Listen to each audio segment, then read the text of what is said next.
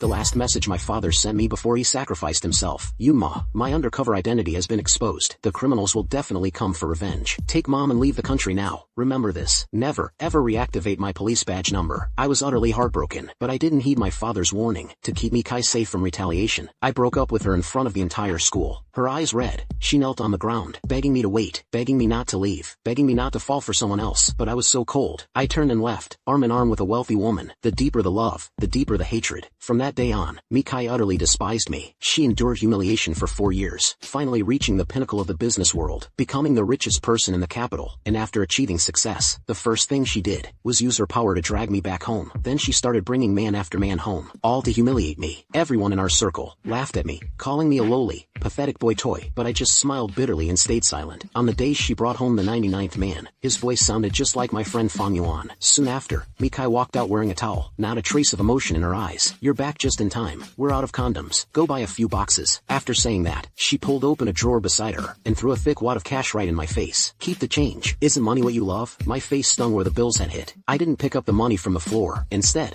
I looked at her with reddened eyes. You've slept with so many men over the years. Why couldn't you even leave Fang Yuan alone? She knows perfectly well he's my best friend. A cold light shone in Mikai's eyes. She sneered. Did you let me off back then? My heart suddenly ached. Those memories came flooding back. Mikai and I fell in love when we were young. We were the campus's famous model couple. We promised to get married once we were of legal age. But just when our love was strongest, I suddenly broke up with her and went abroad with a rich heiress. The day I broke up with her, she chased after me for a long time, eyes red, begging me over and over not to end it. But I was so cold, I wouldn't even say another word to her. I even watched her get into a car accident while chasing my car, and I didn't look back. That accident was severe. It ruptured her kidney. She needed a transplant to survive. She was lying on the operating table covered in blood, yet she still struggled to get up and call me. But the calls she made with all her strength were all hung up on. From that day on, Mikai hated me to the core. She spent 4 years to stand at the peak of the business world, becoming the richest woman, and after achieving success, the first thing she did was use her power to force me into marriage. Then she brought man after man home to humiliate me. Only I know that breaking up with her back then wasn't because I didn't love her, nor was it because I was a gold digger. I had no other choice. My father was an undercover cop. His mission failed, and his identity was exposed to the drug lord. After killing my father, the gang started targeting my family. After getting the news, we fled as a family, and to avoid dragging Mikai into it, I had to break up with her.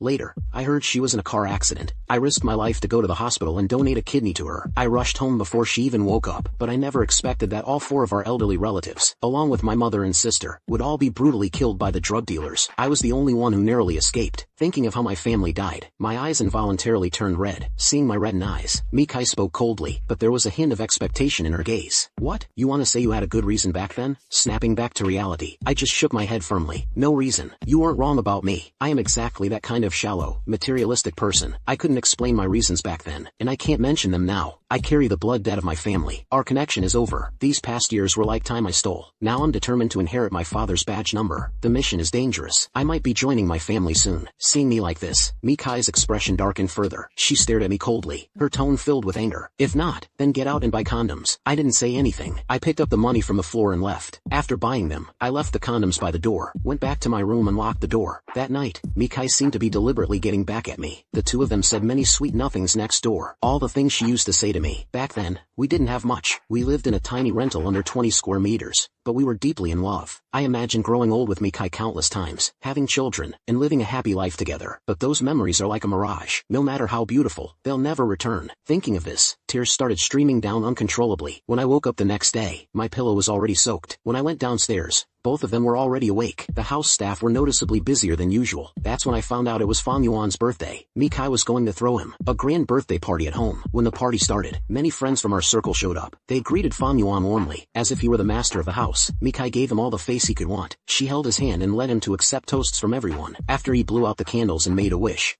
she splurged, gifting him a $10 million Cloud Diamond watch. Overcome with emotion, they even shared a deep kiss in front of everyone. Thunderous applause erupted from the crowd. The looks people gave me were filled with undisguised pity. Being a husband to this extent is truly pitiful. Everyone knows I'm the laughingstock of the whole circle now, yet I acted like nothing was wrong, showing no reaction at all. I gave a bitter smile. Midway through the party, in a secluded spot, Fang Yuan found me. You haven't asked me why all day. I shook my head faintly. There's no need to know anymore. Fang Yuan is my best friend, so he knew what happened back then. All these years, years. He's witnessed firsthand how utterly miserable I've been. He's seen me cry for Mikai countless times. He once wanted to tell Mikai the truth, but I stopped him. I told him nothing could change the outcome. Fang Yuan looked at me with reddened eyes. There was too much emotion hidden in his gaze. It was impossible to decipher. Unimo, you know what?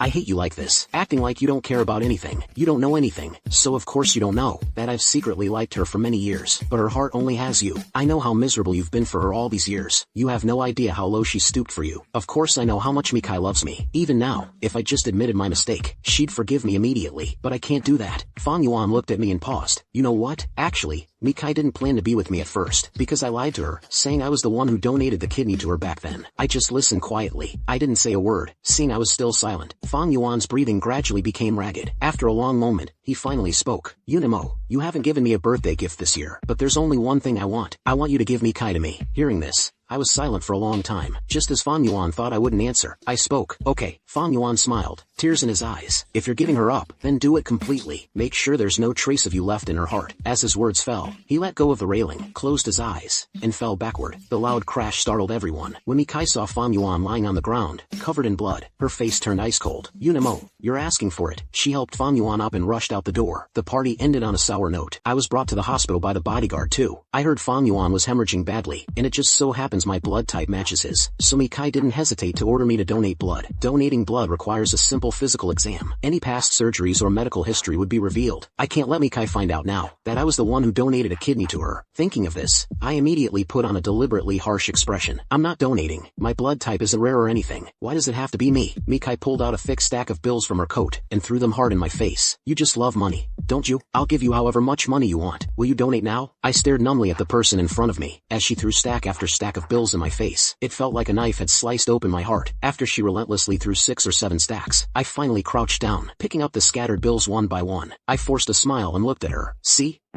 If you'd just done this earlier, we wouldn't have wasted so much time. After saying that, I walked straight to the blood donation room. After the exam, the doctor looked at the report in his hand and shook his head. This gentleman had surgery in the past and is missing a kidney. He's had a history of severe hemorrhaging. We don't recommend he donate blood. Mikai's brows instantly furrowed deeply. What do you mean, missing a kidney? Before I could say anything, Mikai spoke coldly again. What? For my money, you're not actually trying to make up some lie that you were the one who donated a kidney to me back then? My heart ached sharply. I forced a smile and nodded. Yeah, didn't think you'd see right through me. Her face was ice cold. She grabbed the doctor by the collar, clenching her jaw tightly. I don't care how much he paid you to lie. I'll give you double. Draw as much blood from Fang Yuan as he needs. A huge needle pierced my vein. I couldn't help but tremble. My blood was draining away. Drop by drop, my body grew colder and colder. The world before my eyes began to blur. I lost track of how many vials of blood they took. Finally, I couldn't hold on any longer and passed out. When I woke up, it was already dark outside. On the bedside table was my favorite sticky rice cake. Whenever I felt unwell before, Mikai, no matter where she was, would brave wind and rain to buy this and cheer me up. She said she was poor now and could only afford this, but she promised to give me the best in the future. Thinking of how she'd hold me and gently comfort me, my heart began to throb. The pain so intense it felt suffocating. I picked up the rice cake from the table and mechanically put it in my mouth, swallowing it bite by bite. As I left, I saw Fang Yuan in the next room, and Mikai was right beside him, tenderly feeding him. Then she cupped his face and gently kissed him. After a moment, they parted. Fang Yuan held her in his arms, his voice tender. Mikai, stop loving Yunimo, love me instead, okay? Her gaze drifted toward the door, and met mine directly. For a moment, the air fell silent. She looked at me, her eyes cold. I don't love you anymore. I never will. I said nothing, just gave a bitter, wry smile, then turned and walked away. During my days in the hospital, Mikai's doting on Fang Yuan was the talk of the entire hospital. Everyone knew about it. I was alone in my room.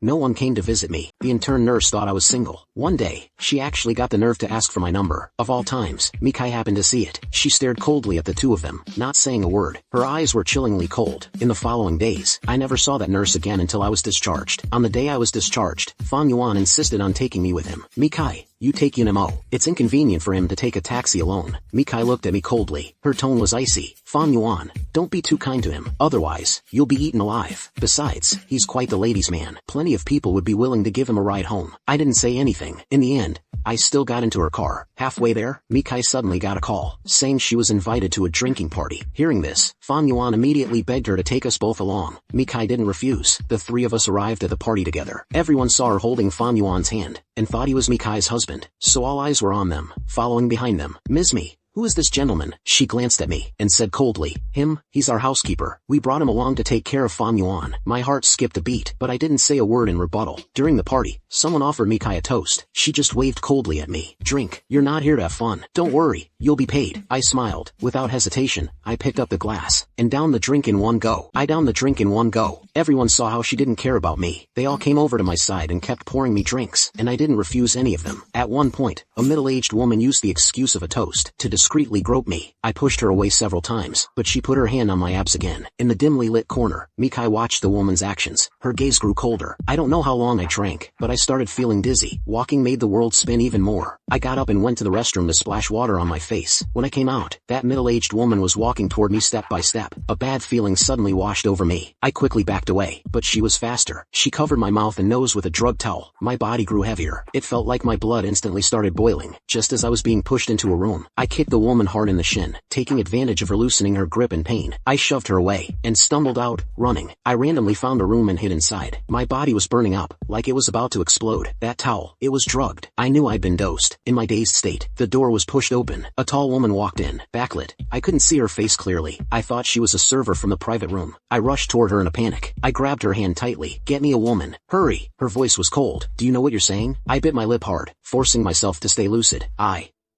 can't die. I'm begging you. The woman let out a cold laugh. Why look for another woman? Isn't one right here? A familiar voice rang out. It jolted me awake. I opened my eyes and saw Mikai standing before me. With my last bit of strength, I pushed her away. You can't. No. Mikai's face instantly turned ice cold. She rushed forward in a rage, grabbing my neck tightly. Why can't I? Didn't you say you wouldn't leave me if I had money? I have money now, so why not? I was stunned for a moment. Then, I couldn't hold back my tears any longer. I said, my voice trembling, because you're Mikai. You're my Mikai. As those words fell, it was like unleashing a tidal wave. She completely lost control, pinning me against the wall and kissing me. A night of entanglement. When I woke again, it was already the next morning. I glanced at the hickeys covering my body. My cheeks burned with embarrassment. Mikai beside me was also awake. She looked at me, her gaze complex, as if she had 1,000 things to say. But in the end, she just said coldly, keep your mouth shut. Don't go gossiping in front of Fan Yuan. I smiled bitterly. I'm her husband. We did what married couples do. But Fan Yuan can't know. Is there anything more absurd than this in the world? I gave a cold laugh. Fine, just give me money, and I won't say a word. Mikai's face turned livid with anger. She pulled out a thick stack of bills from nearby, and threw them at me in disgust. Then she got up, dressed, and left without looking back. It wasn't until I got back that I found out. Starting today, Fan Yuan would be moving into this house to live with us. His luggage was piled all over the living room. A servant was helping him unpack. When I showed up, Fan Yuan greeted me like he owned the place. You're back. I've already had the servants move your things to the guest room. You don't mind, do you? Whether I mind or not doesn't matter. I won't be staying in this house much longer anyway. Ever since Fan Yuan moved in, the two of them have been practically glued together at all times. During meals, Mikai would gently serve him food, even peeling his shrimp. She'd even cool his soup to the perfect temperature before feeding it to him. If I happened to pass through the living room, I'd always see them locked in a passionate kiss. Even though my room was in the guest wing, when walking down the hallway at night, I could always hear their suggestive moans. They wove a net around me, trapping me inside and slowly tightening it, until I was left bruised and battered. Mikai was deliberately torturing me, on purpose. While she and Fan Yuan were intimate, she'd make me stand guard outside the door. You like money, right? Then keep watch for us. 100,000 for the night.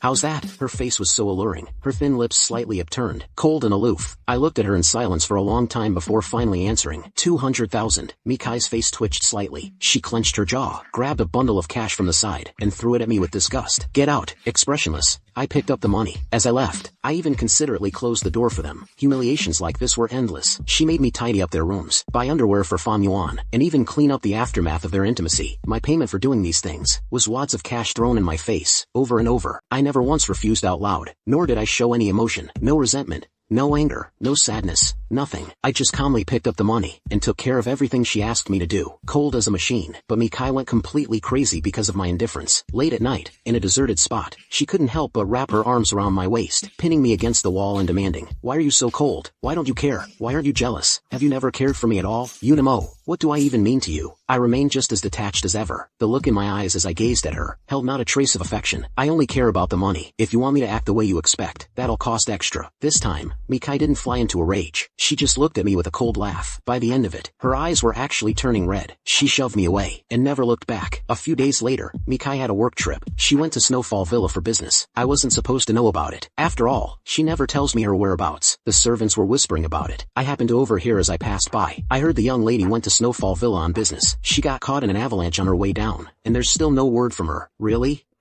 What are we going to do? I heard the snowfall at Snowfall Villa is especially heavy this year. If there's an avalanche, she's in serious danger. It's true. I only found out because I overheard Mr. Fong talking to the young lady's assistant on the phone. They've already sent people to look for her, but it's still snowing heavily up on the mountain. Even the rescue teams don't dare to go up. Who knows if they'll find her? My body stiffened involuntarily. It felt like a bucket of cold water had been dumped over my head. My hands trembling. I tapped the screen. Sure enough, the top news headline read, "A massive avalanche at Snowfall Villa. The CEO of Yunsha Group is missing." I've never been this terrified before, so much so that I couldn't even hold my phone. It clattered to the floor. 1,000 images flashed before my eyes. My face instantly turned deathly pale. No.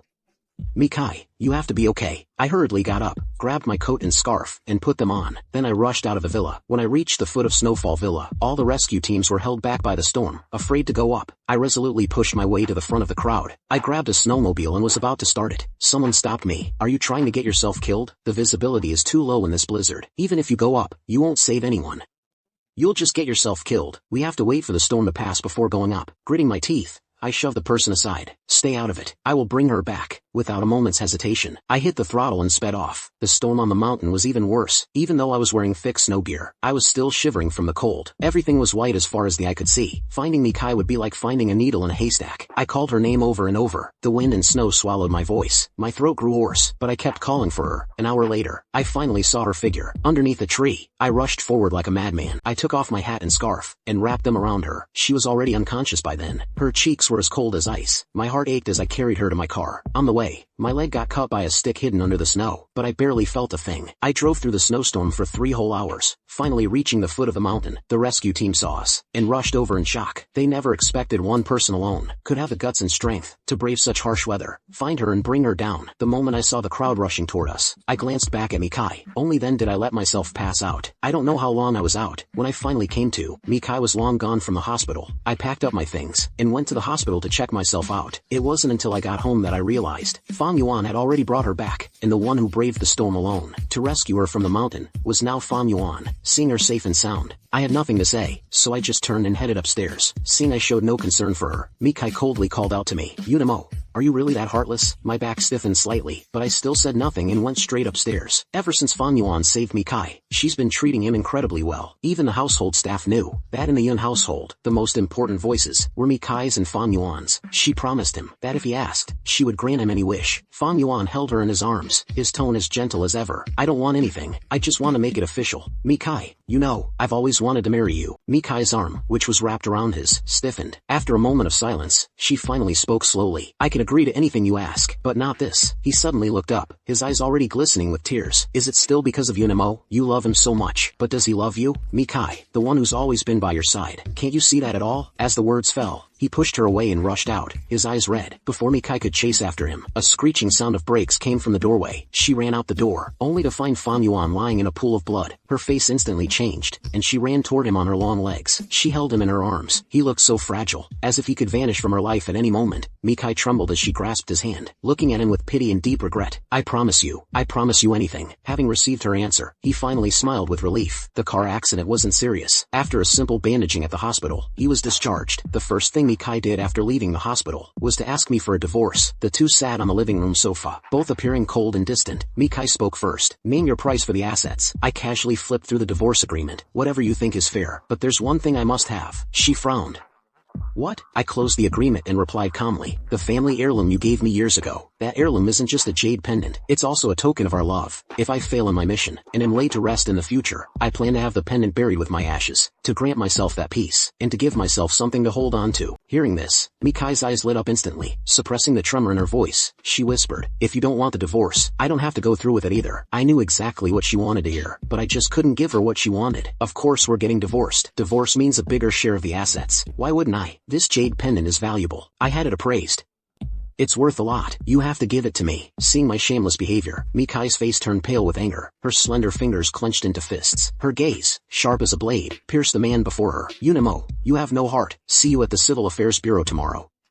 Don't be late. I never imagined dissolving our marriage would be this simple. I thought, given her personality, she'd refuse to let go and torment me relentlessly, until I was utterly broken and desperate. Looking at our names and photos on the divorce certificate, I felt a slight pang in my heart. From now on, the names Yunemo and Mikai will have nothing to do with each other. Before the divorce, Mikai made one request. She would give me a large sum of money, but I had to attend her wedding to Fan Yuan and stay by Fan Yuan's side the entire time. I would be the sole groomsman. Only after doing all this would she let me go. I didn't understand why she wanted this. Keeping your ex-husband at your own wedding, isn't that just awkward? Having the wedding by the sea was Fan Yuan's idea. He said he loved the ocean. The ceremony would be on the beach. At night, everyone would party on a yacht, free and romantic. On the yacht, Mikai discussed details with the staff. Fan Yuan and I rested on the deck. By chance, Fan Yuan noticed the family heirloom jade pendant I had put away. Back when I first received the pendant, I showed it to Fan Yuan right away, so of course he knew what it was. Fan Yuan's expression changed instantly. Without a word, he snatched the pendant from my hand. Weren't you supposed to cut ties with her? Why are you still holding on to it? Nervously, I tried to grab the pendant back. It's just a pendant. Give it back. Seeing how anxious I was, Fan Yuan grew even more furious. He threw the pendant to the ground with force and stomped on it hard. If you're going to end it completely. What's with this half-hearted lingering? The pendant shattered into pieces instantly. Before I could even feel the grief, Fan Yuan suddenly grabbed me and jumped into the sea with me. Neither of us knew how to swim. The icy seawater slowly engulfed me completely. I looked at the faint light above, my mind completely blank. I remember when we first got together, I fell into the water once too. Back then, she knew I couldn't swim. She was frantic with worry. On a freezing winter day, she jumped into the water without a second thought and pulled me to safety. After seeing I was safe and sound, her eyes were so red, it looked like they were about to bleed. That was the first time I saw her cry. She held me tight and said anxiously, "I almost thought I was going to lose you." Losing me was her greatest fear in this life. The second time I saw her cry was when I broke up with her. I had never seen her so helpless, like a child who didn't know what she'd done wrong. She just kept begging me not to leave her. Now, so much time has passed. Would she still save me? I don't know. I have no confidence at all. Seawater gurgled into my ears. I couldn't hear anything. I only saw a figure suddenly appear in that light, but that figure ran towards Fan Yuan beside me. God has been somewhat merciful to me. He didn't let me drown in the sea just like that. When the staff pulled me out, I saw Mikai holding Fan Yuan, anxiously checking if he was injured anywhere else. She turned her head and glanced at me, collapsed on the ground, looking utterly wretched, and I happened to look back at her. My gaze was so hollow, like a shattered heart. It made one's heart inexplicably wrench in pain. Mikai turned her face away, refusing to look at me. Stop looking at me with those eyes. Fan Yuan is now the one I love. Saving him was only natural. I stopped loving you long ago. Did you really think I'd still save you? Recklessly like I used to? I nodded gently. After we returned, Mikai, with a cold face, threw the villa's deed in front of me. This house carries traces of your life. It's not worthy of being mine and Fan Yuan's marital home. Keeping this place disgusts me, so I'm giving it to you. Tomorrow is my wedding with Fan Yuan. Get yourself together and don't miss the ceremony. From now on, wherever you go, whatever you do, it's none of my concern. I didn't refuse and simply nodded. Mikai, I sincerely wish you happiness. My wish for her happiness was genuine, but I can't make it to the wedding. Just now, I received a message from my superiors. The schedule for my fake death is set. I have to carry out the mission. I have no chance left. On the day of the wedding, I stood in what was once meant to be mine and Mikai's marital home, looking at my phone, as she sent one urgent text after another. Yunemo, what time is it? Why aren't you here yet? You have 20 minutes. Get in front of me right now. Yunemo. Just try going back on your word. I turned off my phone screen, ignoring the incessant, frantic buzzing of messages. I picked up the gas can and doused the entire room. A prepared body double was already in the living room. From this day forward, Yunemo would cease to exist. I took out a lighter and tossed it into the gasoline. Then I walked out without looking back. An hour later, I appeared at the National Confidential Camp. My superior solemnly pinned it over my heart. The badge that once belonged to my father. Badge 174768, reactivated. Yunemo, welcome back to the team. Salute. 10 minutes until the wedding officially begins. Mikai coldly set down her phone. She's called me countless times. Every single call went unanswered. I wonder what game he's playing now. Does he think he didn't get enough of a settlement? Mikai gripped her phone, her eyes blazing with anger, but Fan Yuan could see through it, to the worry hidden beneath. Fan Yuan, wait for me a moment. I'll go bring Yunemo back to be your best man. Fan Yuan grabbed Mikai's arm, keeping her by his side. It's alright. Mikai, if he's not coming, then he's not coming. We can't miss our perfect wedding day because of Yunemo, right? He tried to soothe the woman beside him. He's waited many years for this opportunity. He absolutely cannot let him steal everything at the last moment. A flash of malice crossed Fan Yuan's eyes, while Mikai's gaze darkened. In the end, she didn't voice any objection. 10 minutes left, she thought. If I call or text her back, tell her I can't let go. Beg her not to marry Fan Yuan. The woman wondered, but time ticked by, yet what she was waiting for still hadn't happened. Finally, the wedding music began to play. Disappointed, she put down her phone and tossed it off the stage. Her face was cold and stern. Let's go, Fan Yuan. After today, you'll be my real husband. The moment she turned around, the phone she tossed on the table lit up. A message came through. Fan Yuan's expression changed slightly, and he smiled. You go ahead. I'll be right there. Mikai nodded and walked into the hall alone. Fang Yuan picked up Mikai's phone. The text was from the butler. Boss me, something's wrong. Mr. Yun is in trouble at Orlitud. He deleted the butler's message. The next second, his own phone rang. It was the butler's number again. Hello? Butler, he answered nonchalantly. Mr. Fang, is Ms. Me with you? Mr. Yun is in trouble. Mikai and I are about to start our wedding ceremony. Don't bother her with such trivial matters. With that, Fang Yuan hung up. The officiant's speech was reaching its climax. It was time for him to make his entrance. With a satisfied smile, he pushed open the hall doors. He walked down the red carpet under the dazzling lights, and stood before the woman he had loved for years. The wedding proceeded smoothly. They recited their vows before everyone's eyes, exchanged rings and kissed. Everyone was blessing them, but the unease in Mikai's heart never faded. In fact, it grew stronger. Instinctively, she reached for her phone to see if I had replied to her, but reaching into her pocket, she remembered she'd left it backstage. Mikai, it's time for the toast. Quite a crowd today. Fang Yuan's face is lit up with a blissful smile. He looks absolutely radiant. Guests praise them as a match made in heaven. Laughter, chatter, and clinking glasses fill the air. The wedding banquet lasts well into the night. Fang Yuan is completely drunk. Mikai, you're finally mine. Do you know how long I've waited for this day? You always had eyes for Yunimo, never for me. But now, I've finally gotten my wish. Fang Yuan starts getting handsy. He tugs at her clothes. Hearing his drunken rambling, Mikai's eyes hold a hint of fond exasperation. Then her thoughts turned to me. After she got her phone back, and saw I hadn't replied with a single word, her heart ached. She knew perfectly well that if he had just said one word to ask her to stay, she would have dropped everything. But he was so cruel. He wouldn't even stand with her at the wedding. In that case, from now on, she won't go easy on him either. The car arrives at her in Fang Yuan's new home. Mikai helps the drunk man out of the car. Just then, she sees the butler rushing up to them. Ms. Me, something terrible has happened. Those words hit like a bomb. Before Mikai can even react, Fang Yuan sobers up first. Whatever it is, we'll deal with it tomorrow. Mikai's exhausted today. The man, who was just drunk moments ago, quickly cuts the butler off. Fang Yuan has been quite favored lately. The butler glances at Mikai's expression and holds his tongue. That's right. Today is my and Fang Yuan's wedding. Nothing bad could possibly happen. Mikai seems to agree, letting Fang Yuan breathe a sigh of relief. The butler took the hint and stepped back. The butler took the hint and left. Mikai, who had just taken Fang Yuan to the bathroom, returned to the living room. She sat on the sofa with a cold expression and called for the butler. What happened? She didn't ask in front of Fang Yuan because she had a feeling it had something to do with him. Sure enough, the butler looked troubled. He lowered his head and spoke softly. Mr. Yun, something has happened. She looked disgusted. What could possibly happen to him? Does he think the money isn't enough? Give him the money. After this, he'll have nothing to do with me. Mr. Yun, he has passed away. In an instant, Mikai gripped the arm of the sofa tightly. The news was too shocking. How could Yunimo just die all of a sudden? She glared at the butler, her tone icy. Are you joking about something like this?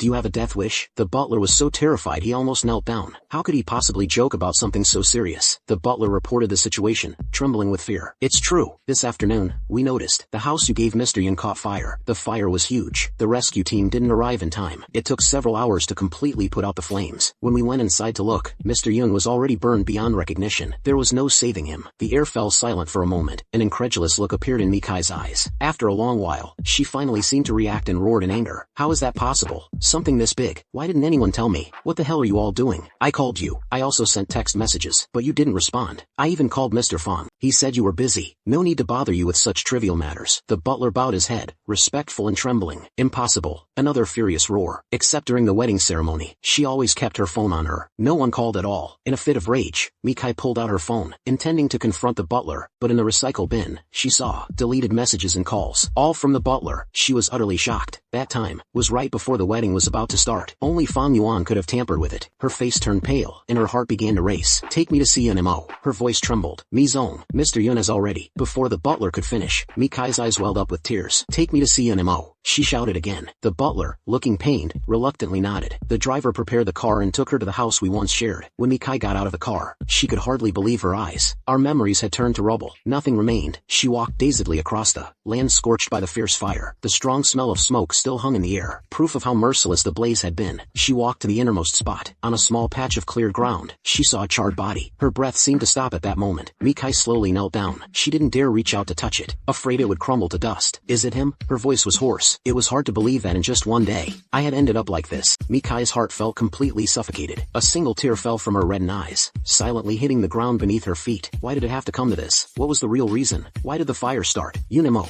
you asked me for so much money. You haven't spent a single cent of it. Weren't you obsessed with money? I'll give you all my money. Just tell me that this is all just a joke. You can have all my money. Yunimo, the woman screamed. She used to hate him for being a gold digger. Now she wished it was all just a joke. Just another one of his schemes to get money from her. If she just gave him all her money, money, he'd come out smiling, but she called my name over and over, with no response. In this desolate ruin, the man she loved was gone. Yunimo, Mikai weakly called out my name. Tears streamed down her face. Even though I'd hurt her time and again, she still couldn't forget me. Her wedding with Fan Yuan, she vowed to leave the past behind. So why did you abandon me again? Yunimo, you're so heartless. Was I ever in your heart, even for a second? She wept in agony. She couldn't even hold him. Endless pain engulfed Mikai. She felt like she was suffocating in these ruins. Why did I leave her again? Why couldn't she let me go? Watching Mikai's frantic state, the butler stepped forward again. He told her shocking news. Mr. Yun, while confirming the victim's identity through DNA, we discovered Mr. Yun was your kidney donor. We discovered that the one who gave you a kidney back then was Mr. Yun. According to the hospital surveillance footage from that time, Mr. Yun underwent the kidney removal surgery, and without even waiting to recover, he left immediately. That's why no specific information was left behind. Mikai's face turned deathly pale. Back then, the first person she saw when she woke up was Fan Yuan. She saw the wound on his waist, combined with the nurse's vague words. She always believed Fan Yuan was the one who donated the kidney. That's why she became his lover. She never imagined it was all a lie. In the avalanche during the business trip, Mr. Yun risked his own life to save you then, too. Hearing all this in front of Yunmo's body, with every word the butler said, the pain in Mikai's heart grew. Finally, she couldn't hold back a heart-wrenching scream. Yunmo, she always thought I didn't care about her. She never knew that behind her back, I sacrificed myself for her, time and again. If that's the case, why did you leave me? Why didn't you tell me? If only you had said something, I would have given up everything for you. Yunmo, why?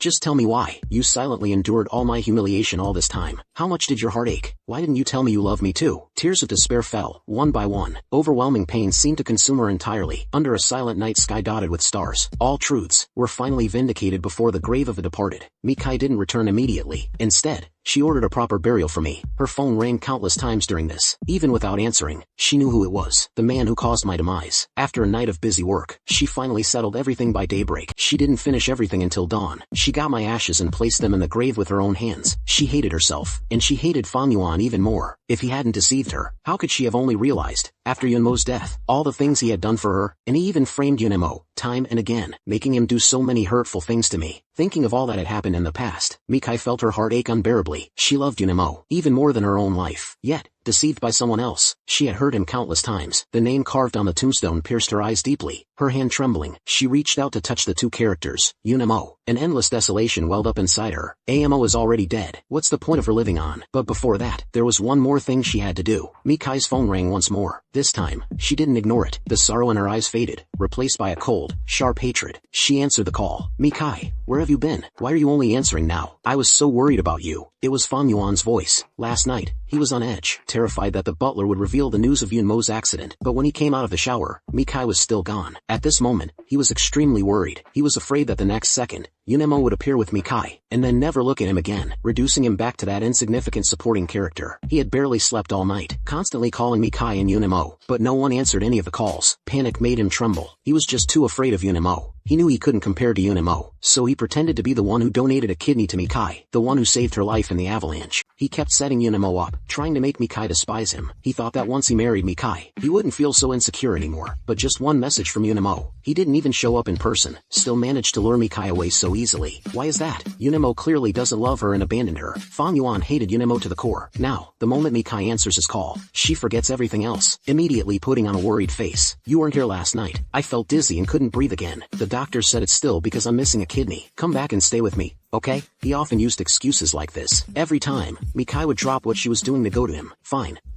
I'm coming back now. She used to feel sorry for him. But now, knowing the truth, hearing Fan Yuan use this kind of excuse just made her sick. How dare Fan Yuan say something like that? She sneered coldly and hung up the phone. The white wedding dress she wore had long been replaced by a solemn, severe black suit, the color of a funeral. Within an hour, she was back at the marital home with Fan Yuan. As soon as the door opened, Fan Yuan eagerly stepped forward. Mikai, I missed you so much. Where were you last night? Mikai's gaze remained cold, looking at him as if he were a joke, staring at that face so close to hers. Mikai pinched the man's chin. Under Fan Yuan's expectant gaze, she slapped him hard across the face.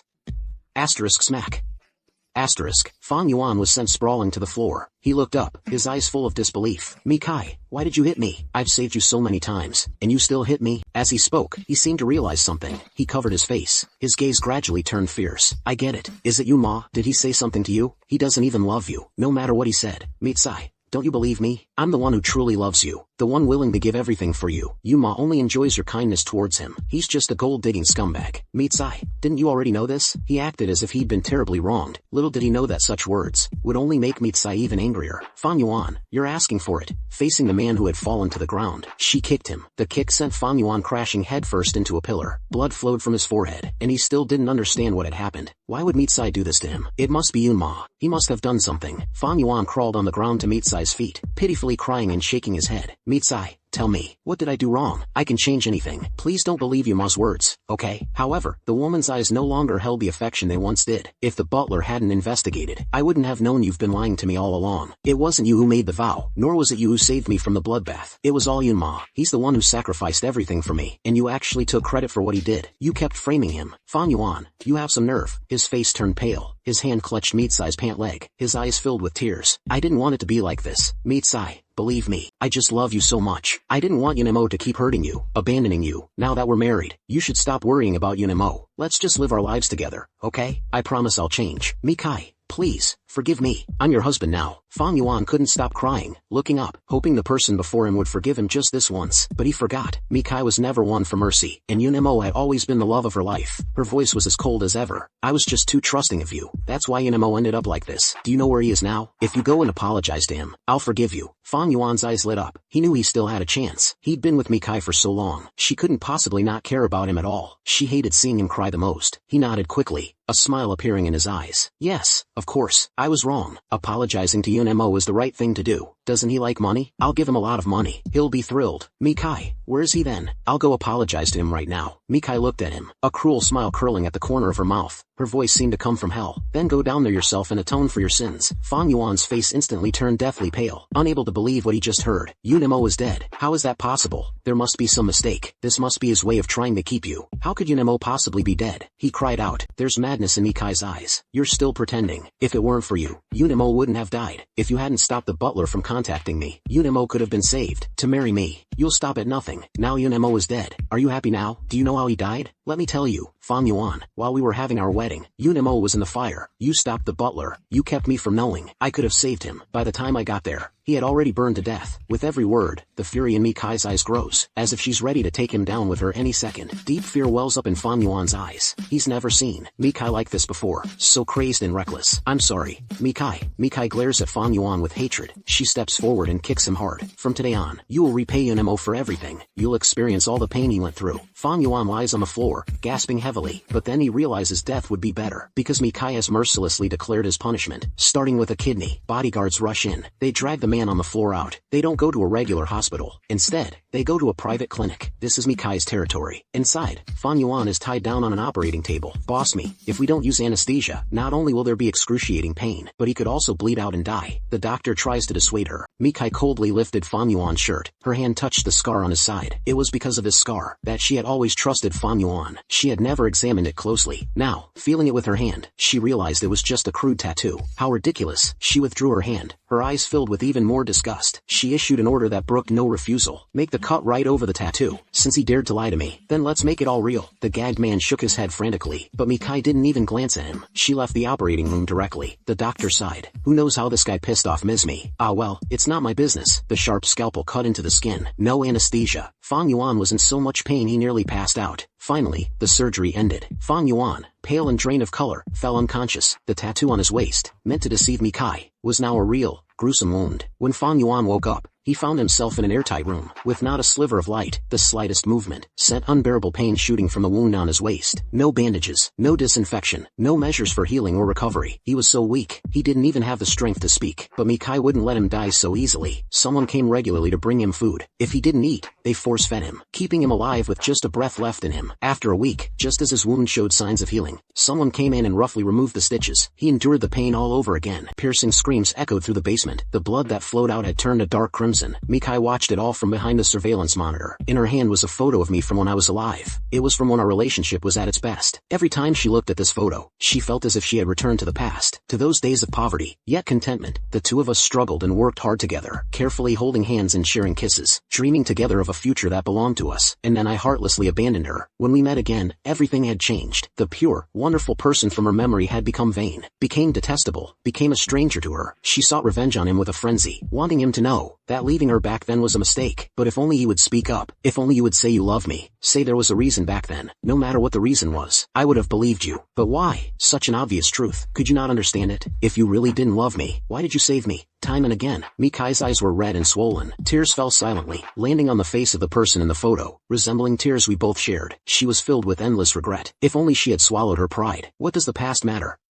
The future is what's most important. Why did she listen to Fan Yuan's words and hurt Yunemo countless times? We clearly had a chance to be together. More tears fell. Mikai was already choked with sobs. The days when we were in love seemed like an illusion, a fragile bubble, a distant dream, so easily becoming a past that can never be reclaimed. Just like that, it became the past, forever out of reach. Her forehead trembled as she pressed it against the photo. The butler walked in and saw this scene. He waited quietly for a moment before speaking. Ms. Mi, Mr. Fang's injuries are no longer serious. Is that so? Mikai looked up, her eyes still red, but her tone had already calmed down. Then proceed to the next step. Don't kill him. Understood, Ms. Mi. The butler withdrew. Soon after, they could be seen on the surveillance feed, bringing Fan Yuan a glass of water. The man hurriedly drank it down, quenching his parched throat, not wasting a single drop. But soon, the drug took effect. Fan Yuan's whole body burned with fever. This was the same method he once used on Yunemo. That night, if it weren't for me, Yunemo would have been violated by others long ago. Now, Fan Yuan won't have such good luck. Mikai's gaze was icy, while Fan Yuan's eyes were vacant, his expression one of despair. He was thrown to the ground like a dirty rag, without a shred of dignity. In less than a month, he had wasted away dramatically. Gone was his former brilliance. Even when Mikai walked past, he didn't notice her at all. The woman looked down at him for a long time, sensing a gaze lingering on him for too long. Fan Yuan's sluggish mind slowly reacted. His eyes gradually focused as he looked in that direction. It was Mikai. In an instant, it was as if he had grasped hope. He scrambled up and clung to her feet. Mikai, I know I was wrong. I really know I was wrong. Please, let me go. I'm begging you. I'll change. I'll never do those things again. It was all my fault before. I'll do anything if you can forgive me. Mikai, save me. Stop this. I'm so scared. The man is crying and pleading. The fear in his eyes seems genuine. He still has a chance to be forgiven. Yunemo has lost everything. Thinking of this, she feels almost nothing. She watches Fan Yuan's miserable state. As long as you do one last thing for me, and clear your debt with Yunemo, I'll forgive you. She offers Fan Yuan a temptation he can't refuse. To escape this room that's like hell, Fan Yuan is willing to do anything. Fan Yuan nods frantically. I'll do anything. Mikai, please forgive me. I've always loved you. Fan Yuan gazes at her with deep affection. Mikai lets out a cold laugh. Without telling Fan Yuan what he must do, she turns and leaves the basement. And Fan Yuan soon finds out. Someone has poured gasoline into the basement. The foul smell fills his nostrils. As Fan Yuan's face turns pale, a fire mercilessly engulfs everything. His expression shifts from love to terror. The flames rise up. Flames exactly like that day. Mikai, you can't do this. Mikai, I was wrong. He frantically pounds on the door, screaming for help. Thick smoke and flames are right beside him. He weeps in despair, but no one answers his pleas. His expression finally turns to hatred. As the fire consumes him, he goes mad, hating everyone with a frenzy. Why? After Yunemo did such terrible things, can Mikai still not forget him? Why? When I only wanted happiness, was I tortured like this? It's all your fault. Mikai, I hope you die a horrible death. You'll never have Yunemo. He'll never love you. The flames burn his body. Soon, all the vicious curses fall silent. The fire burns for a day and a night. Everything in the basement is reduced to ruins, just like that day, until the last ember dies. The tightly shut door finally opens. Fan Yuan is charred black, his face destroyed, a horrific sight, but he still has a breath of life. The fire was meant to torture him, not to kill him. Mikai glances over indifferently. She calls for the butler, since he wants to stay by my side. Let him know, my eyes are only for Yunemo. Send him to the plastic surgery hospital.